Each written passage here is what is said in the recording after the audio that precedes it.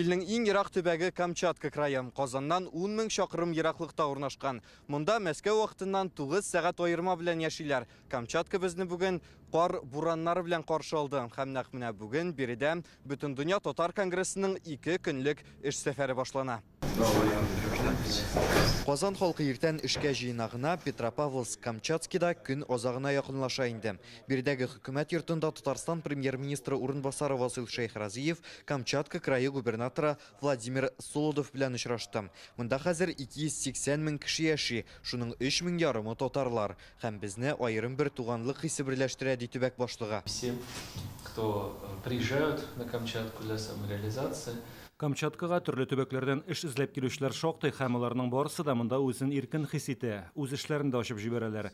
Камчатка татарлары күп тә бердәмдә, һәм алар Владимир Путин тарафыннан билгеләнгән татулыкка илтүче юнәлешләр буенча яши. свою реализацию. Мы всячески способствуем этому. Васил Шәйхразиев губернаторны Рөстәм Миңнеханов исеменнән дә сәламләде. Я передаю слова приветствия нашего раиса Рустама Нургалевича, правительству, поздравляю всех с наступившим 24 годом. Премьер-министр урынбасары сүзләренчә, бөтен дөньяга сибелеп яшәүче татарларны милли бәйрәмнәр берләштерә. Шуңа быел ул Камчаткадагы 30-нчы Сабан туйны хөкүмәт дәрәҗәсендә үткәрергә тәкъдим итте.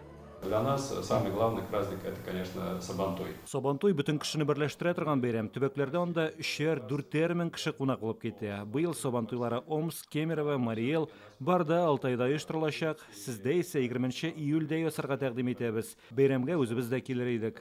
Губернатор әлеге фикерне хуплап, үзе дә татар мәдәнияте белән милли аш суларын яратуын әйтте.